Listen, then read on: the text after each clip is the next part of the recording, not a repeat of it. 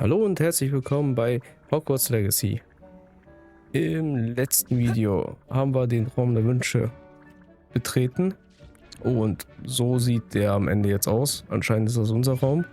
Da mussten wir einmal für die Pflanze hier was hin tun und einmal den Tisch, um Tränke zu machen. Und jetzt gucken wir mal, was weiter passiert. Die Folge wird aber ein bisschen komisch werden, weil ich habe das alles schon einmal durchgespielt. Nur ich habe die Datei leider verloren.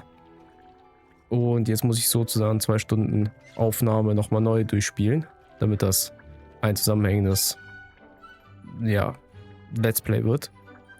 Und ja, ich mache einfach das Beste draus. Mal sehen, ob das genauso läuft wie das letzte Mal oder ob ich da ein bisschen fixer durchkomme.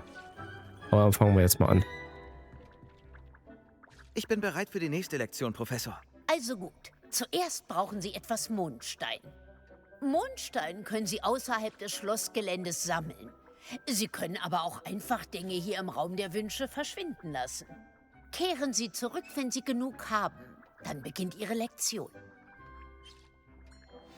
Alles klar. Wir haben ja genug Mondsteine, weil hab fleißig gesammelt. Immer wenn wir draußen waren.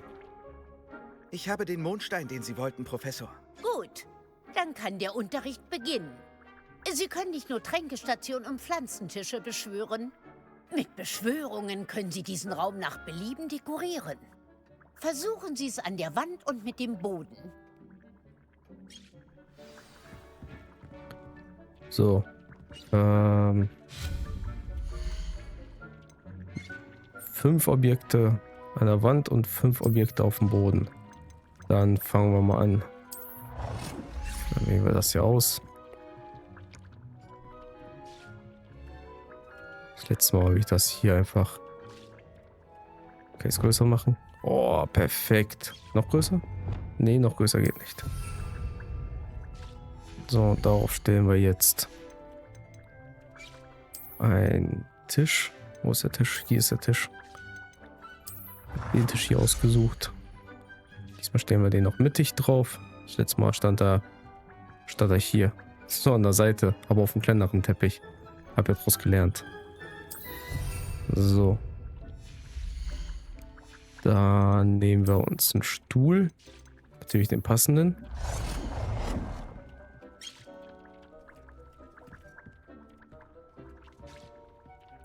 So.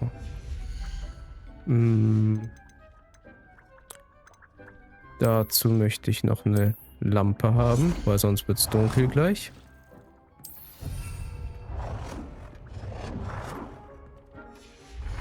Obwohl, wir können noch mal so eine Lampe hier bei den Tränken hinstellen, dann wissen wir wenigstens, was wir hier tun. Wird es ein bisschen beleuchtet. Mehr müssen wir nicht machen. Jetzt müssen wir Sachen an die Wand beschwören. Machen wir einmal einen Spiegel hier hin.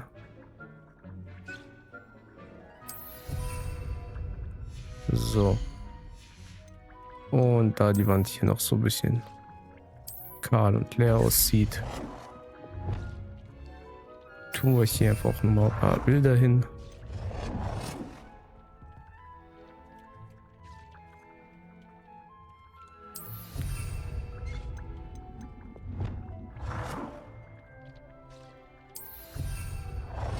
Wie viel müssen wir noch machen? Ein Bild noch, ne? Können wir so machen. Perfekt.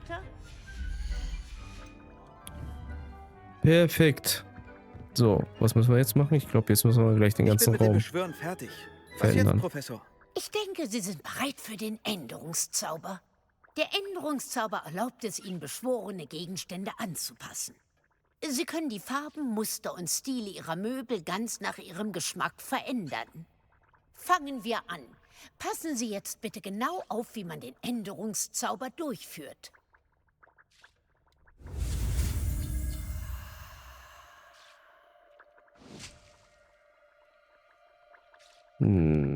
So.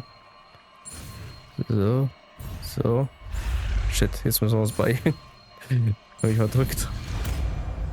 Perfekt.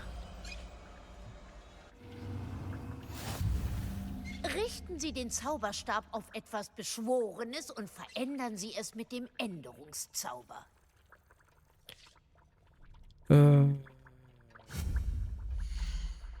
Mit dem Änderungszauber? Ja.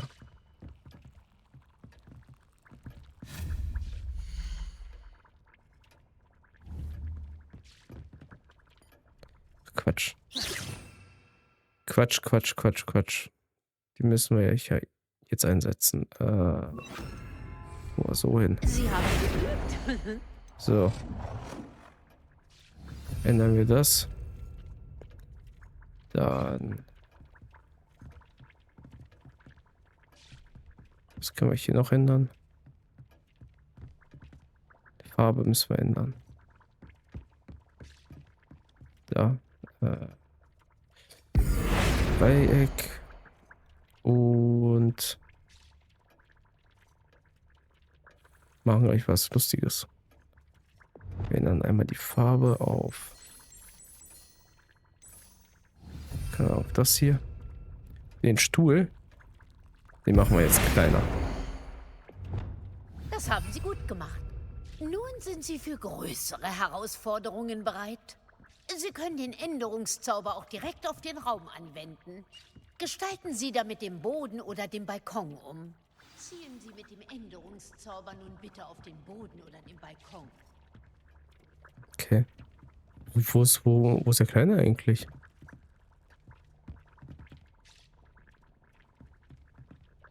Wo ist denn der? Da ist der. Ah, das letzte Mal saß er hier und hat hier den Boden geschrubbt die ganze Zeit. Und für ihn habe ich dann extra das so gemacht, dass ich ihm den Stuhl da klein gemacht habe, dass er sich da hinsetzen kann. Dieser Raum könnte etwas mehr Ambiente vertragen, finden Sie nicht? Ja. Dick, wärst du so nett? Genau, Deke heißt Sehr der. gern, Professor Weasley. Professor Weasley hat Dick einmal diese Magie gezeigt. Dick denkt, Ihnen könnte das gefallen. Professor Weasley sagte, du wüsstest, wie man das Ambiente des Raumes ändert. Gewiss. Welches Gesamtkonzept spricht Sie denn am meisten an? Das erste habe ich ausgewählt. Es wäre schön, wenn der Raum von Mondlicht durchflutet wäre. Ha, hervorragend.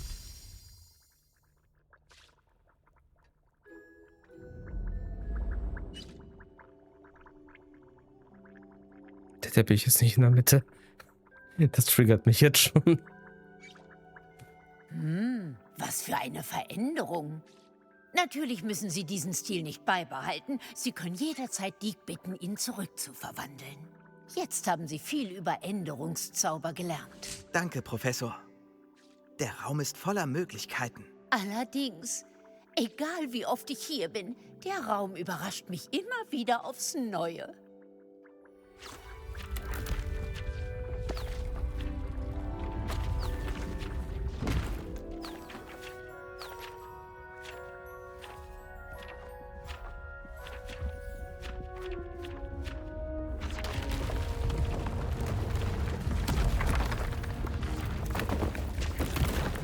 Jetzt kriegen wir noch einen Zusatzraum oder was?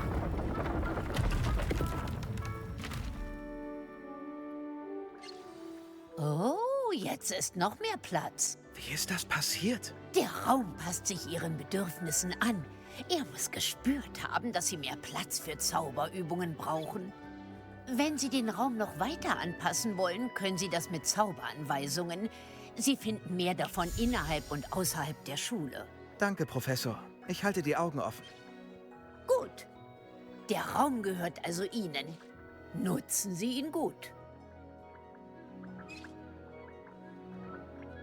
Sehr schön.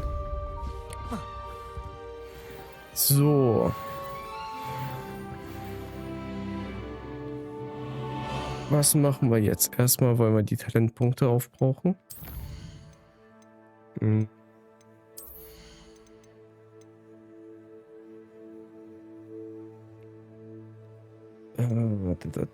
Was habe ich hier überhaupt ausgewählt?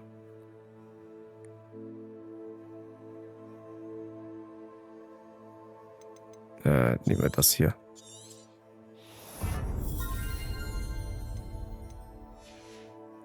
So. Wo müssen wir jetzt hin? Wir können die Kartenkammer machen oder wir machen noch irgendwelche anderen Aufgaben. Ich würde mal sagen, dass wir trotzdem die Kartenkammer machen werden. Oder? Ja.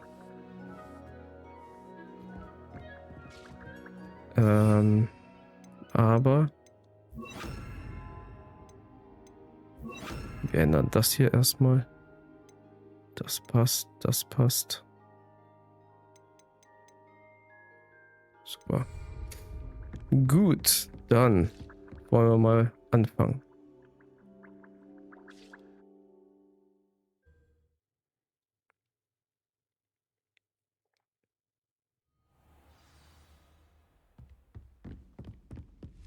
Melde dich bei Professor Frick.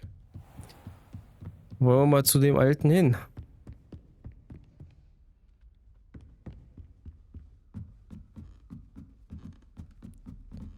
So. Das Ganze wird auch wieder auf 2 Teile aufgeteilt, das Video.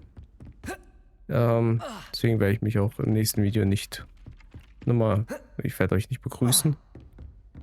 Und ja, dies schon mal zur Info. Nicht wundern. Aber es wird wahrscheinlich immer bei den ganzen Videos so sein, dass ich immer ein bisschen länger aufnehme und das dann halt zurechtschneide, weil das niemand will sich irgendwie 2 Stunden Videomaterial auf einmal angucken. Ich hatte gehofft, Sie zu sehen. Sie sind zurück. Endlich. Minister Sparvin redet mehr, als dass er zuhört. Spricht ständig von wildernden Drachen. Er wollte kein Wort über Kobolde hören. Wo wir gerade dabei sind... Hören Sie, es ist so viel passiert, während Sie weg waren. Ich sollte für den fast kopflosen Nick verdorbenen Rinderbraten aus der Küche holen. Fauligen Rinderbraten? Ja, das kam mir auch seltsam vor. Aber dann gaben wir den Braten Sir Podmore von der Jagd der Kopflosen und... Sie haben die kopflose Jagd getroffen? Das muss wirklich interessant gewesen sein. Und dann musste ich Richard Jackdaws Kopf zwischen Kürbissen finden, damit er mir sagen konnte, wie er gestorben ist.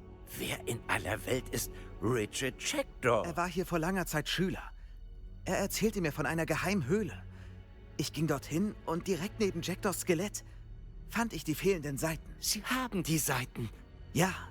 Und weil Jackdaw der darin enthaltenen Karte gefolgt war, fand ich mit den Seiten auch den eingezeichneten Ort. Ob Sie es glauben oder nicht. Es ist ein Raum unter Hogwarts. Warum bin ich nicht überrascht? Wollen wir? Ich hatte gehofft, dass Sie das sagen. Oh, und wir brauchen das Buch.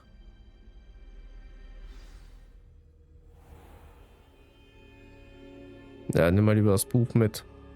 Das letzte Mal hast du es vergessen. Der Raum heißt übrigens die Kartenkammer. Und dort erwartet uns ein Porträt von Percival Rackham. Professor Rackham. Ich freue mich darauf, ihn zu treffen. Wie ist dieser Jackdaw an die Seiten aus dem Buch gekommen? Peeves hat sie offenbar gestohlen. Und Jackdaw stahl sie von ihm. Ah, Peeves. Haben wir das hier schon aktiviert? Ich glaube schon, ne? Nee. Da würde das Feuer ja leuchten. Schade.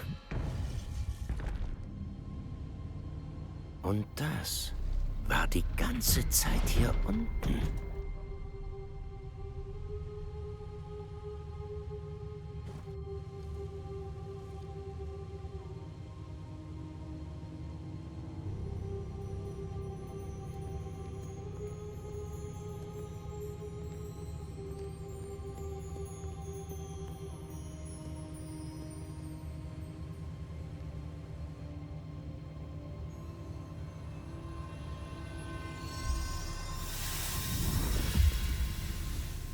Sieht vielversprechend aus.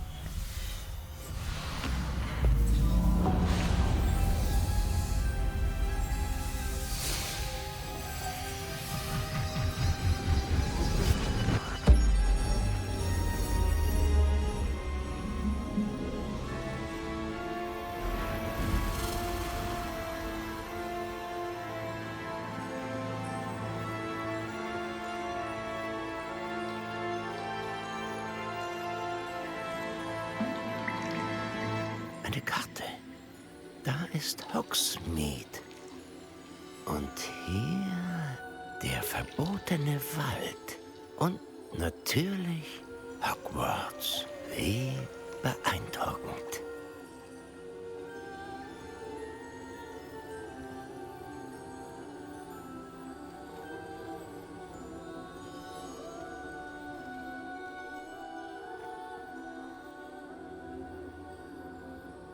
Wenn du das nur sehen könntest. Wer könnte das sehen? Muss schon einen Satz beenden, alter Mann.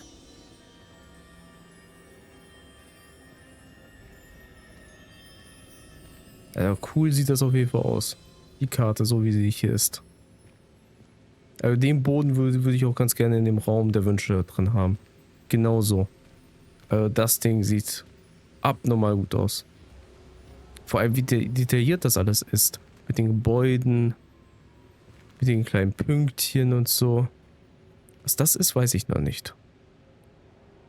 Es leuchtet auf jeden Fall anders als alles andere hier. Das ist interessant. Aber guckt euch das mal an. Nee, jetzt krisselt es. Warum krisselt es? Nimm mir nicht meinen Boden weg jetzt. Ich gucke doch gerade. Die ganze Schule hier detailliert drauf ist schon krass. Ist wirklich, wirklich interessant. Boah. So, wollen wir mal weitermachen. Hallo, Professor Rackham. Wir haben das Buch auf das Podest gelegt, wie Sie wollten. Das ist mein Mentor, Professor Fig. Wie geht es Ihnen, Professor Fig? Und Sie, junger Freund, verstehen jetzt, warum Sie mit dem Buch zurückkehren mussten. Ja, ich verstehe jetzt auch, warum Sie diesen Raum Kartenkammer nennen.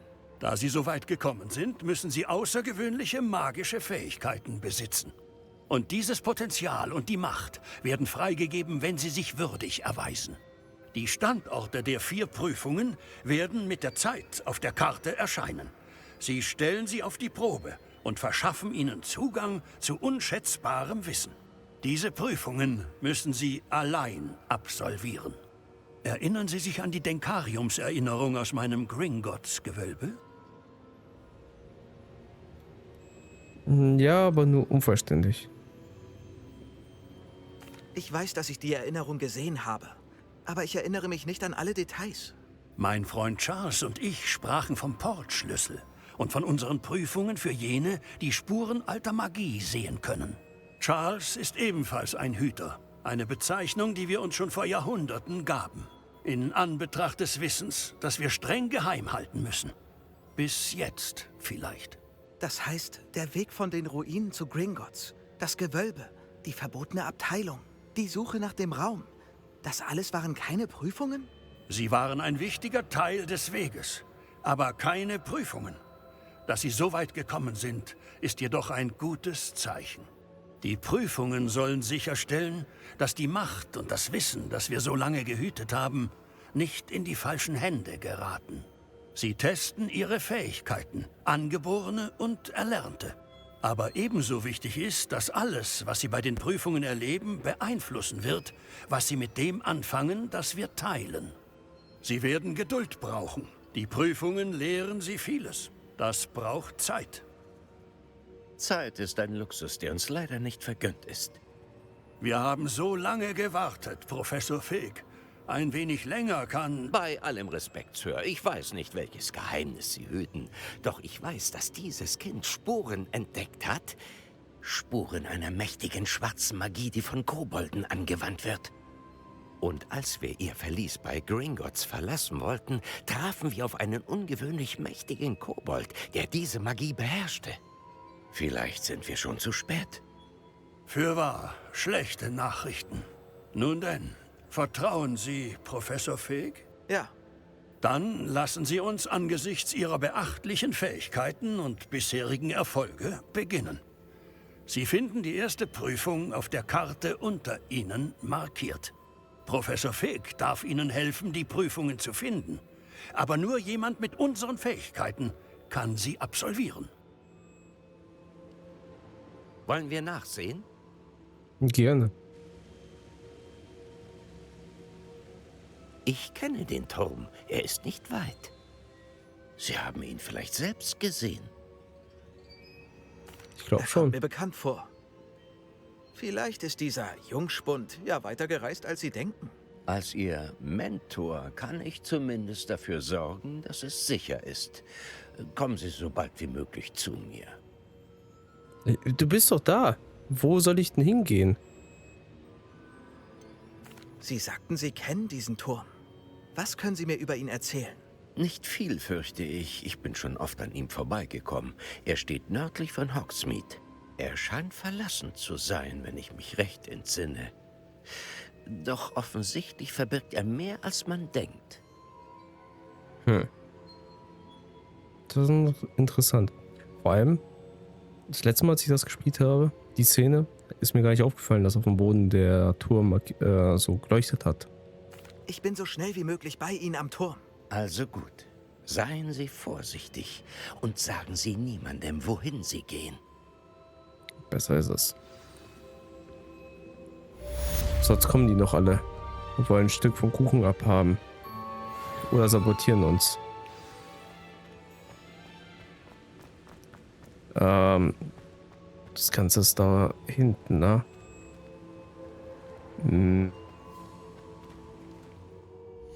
1600 Meter. Den Weg laufe ich nicht. Gucken wir mal. Nein. Weltenkarte. Selbst wenn wir uns hierhin teleportieren, ist das ein sau weiter Weg bis nach da oben. Ich würde vorschlagen, wir machen folgendermaßen. Wir holen uns einen Besen und fliegen dann dahin. So. Reisen.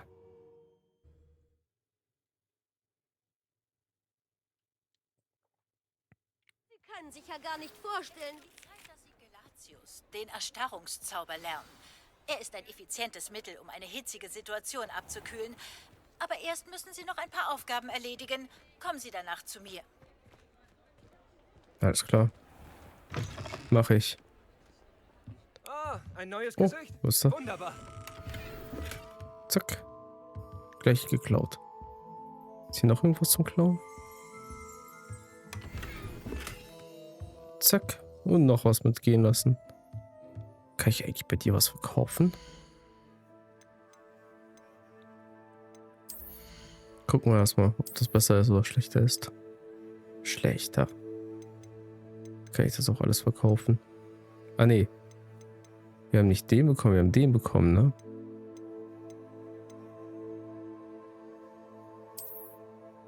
Dann ziehen wir den auch an.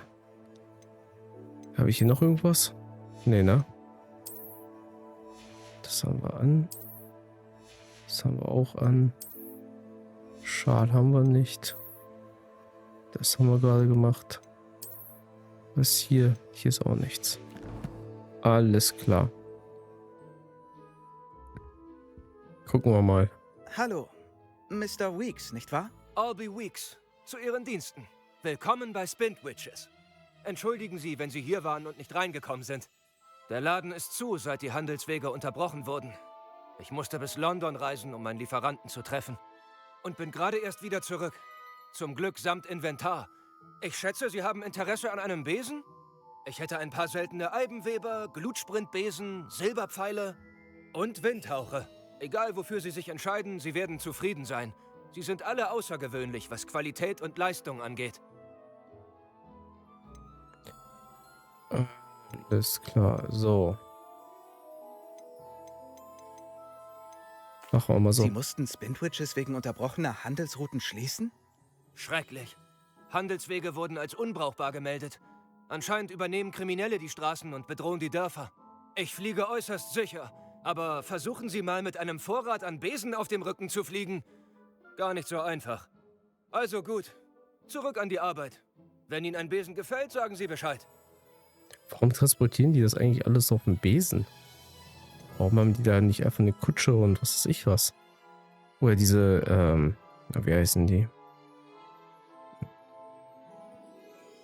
Diese Flugvögel da. Flugvögel, Pferde, Dingsabums da. Bei dir kann man das doch besser machen, oder nicht? Können Sie mir mehr über Ihre Besen sagen? Sie sind meine Leidenschaft. Jedes Detail eines jeden Modells. Wie etwa der Windhauch, bekannt für den hochwertigen Eschengriff. Eibenweber sind selten, weil manche Angst haben, sie zu fliegen. Liegt vermutlich am düsteren Ruf von Eibenstäben.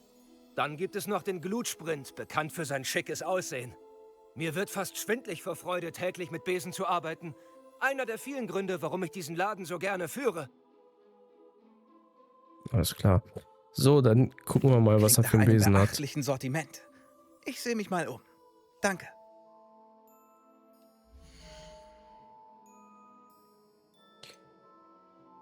Ich kann doch bei dir verkaufen. Wo kommt diese Brille her?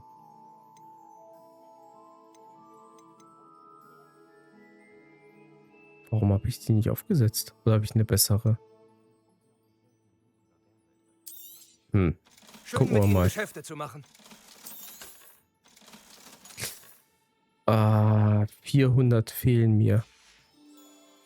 Danke fürs Vorbeischauen. Hoffentlich bis bald. 400 fehlen mir. Um den zu kaufen. Was machen wir?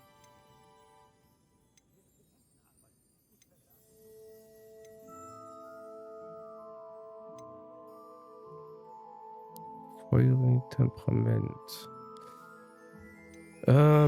Das machen wir, was machen wir?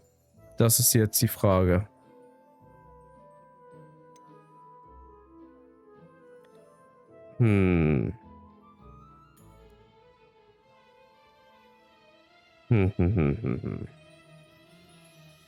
Das Esche. Achso, ja. Ich glaube, egal was sein soll, ich weiß nicht, ob das wirklich einen Unterschied macht, was man jetzt nimmt von dem Besen, oder ob es sozusagen im Grunde eigentlich vollkommen egal ist. Ich würde Folgendes machen. Ich würde den hier nehmen, weil ich einfach nur will, dass er schnell ist. Ich glaube aber auch nicht, dass es einen riesengroßen Unterschied macht, was das für ein Besen ist und wie der ist und bla bla. Weil sonst hättest du ja irgendwelche Statistiken hier noch dahinter. Dieser Artikel ist von höchster Qualität. Aha. Aha. Oder haben die einfach nur ein anderes Dieser Aussehen? Artikel ist von höchster Qualität.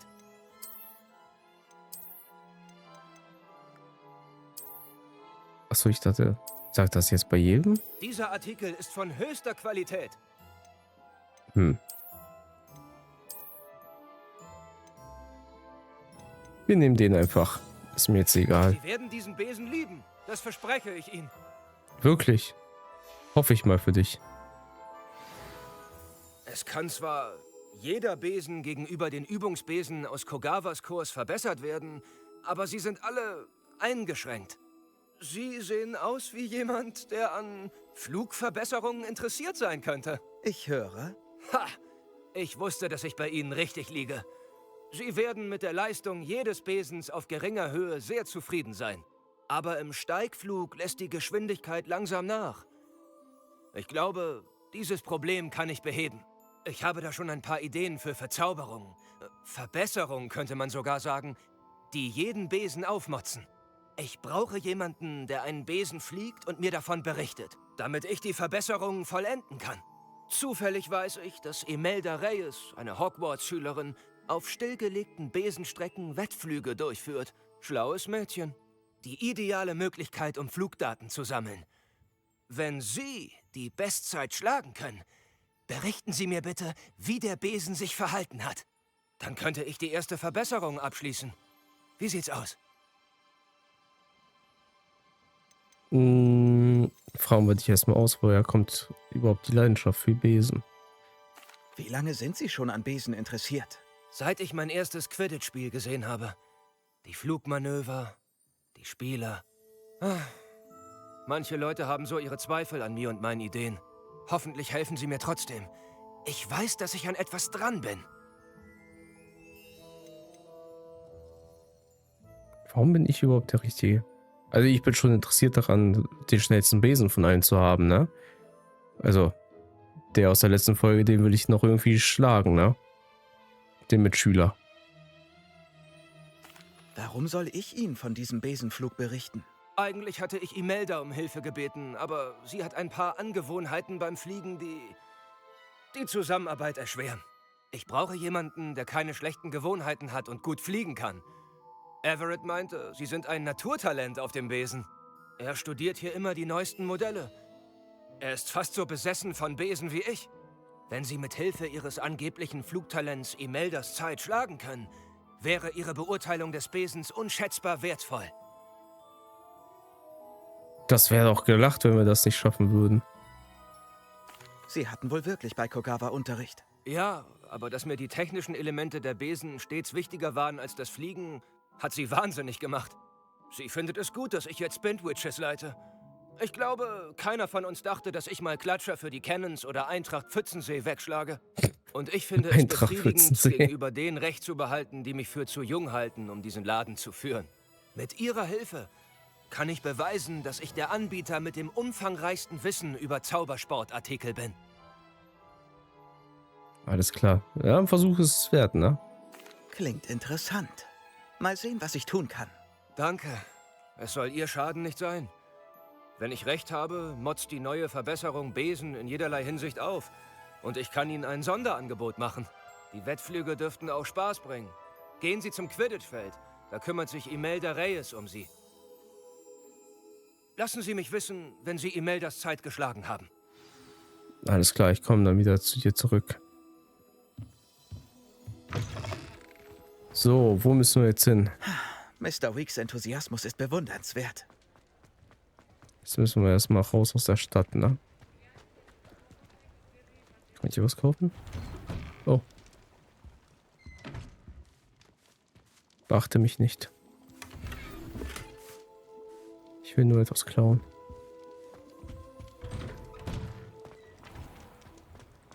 Oh, Kätzchen schläft. Ui. Oh, wir haben die Katze geweckt. Na super. Aber dafür schnurrt sie. Ja. Müdes Kätzchen. Kätzchen müde. Kätzchen schlafen.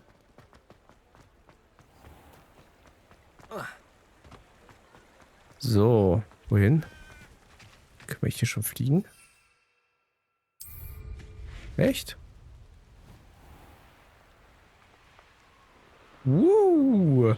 Unser erster Besen.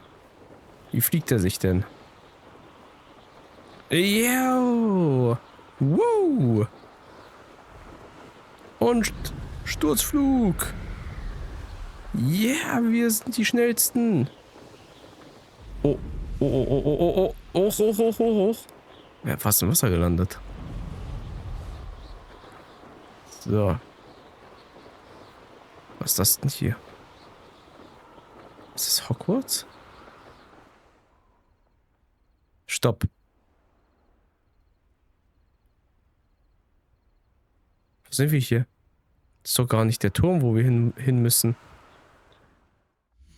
Ach, die Aufgabe hat sich geändert. Oh, nee.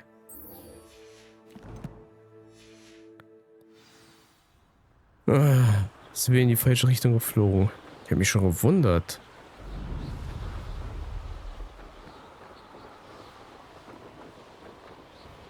Weil das letzte Mal sind wir nämlich anders rausgekommen. Wow. Und hoch. Wie hoch kann man hier eigentlich fliegen? Kann man das ausprobieren?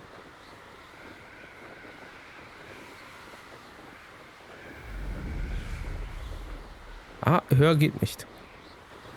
Höher als das geht nicht. Also sprich, wenn man da hoch möchte, geht's nicht. Krass. Ich dachte, es wäre unbegrenzt, die Höhe. Nee. Da drückt es einen runter. Das ist ja interessant. Ich dachte, man kann hier so hoch fliegen, wie man möchte. Oder wie man kann.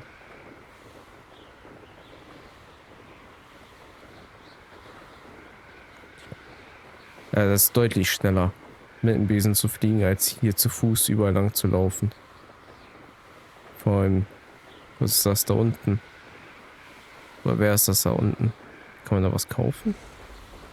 Was ist das denn für ein Spinnnetz? Ist das so ein Spinnnetz, was man auch wieder verbrennen muss? Interessant, interessant.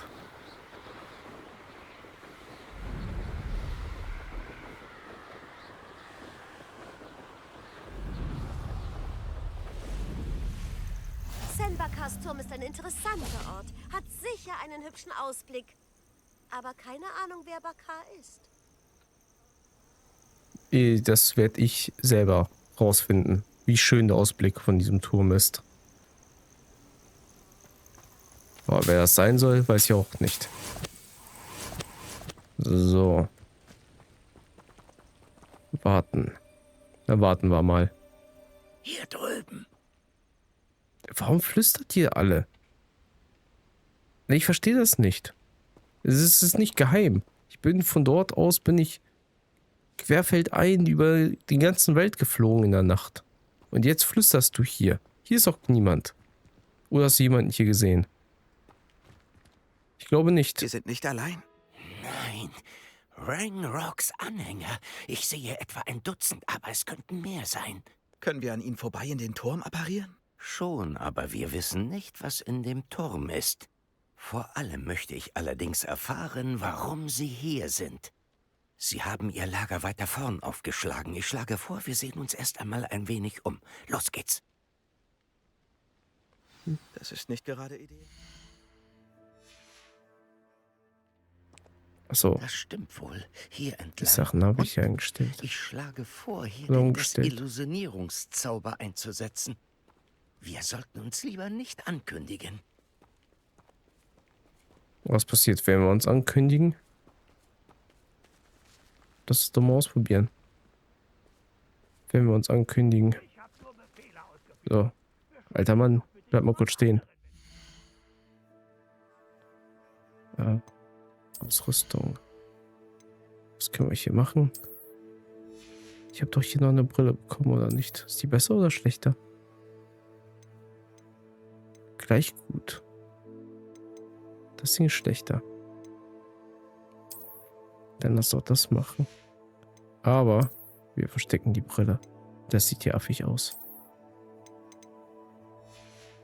So.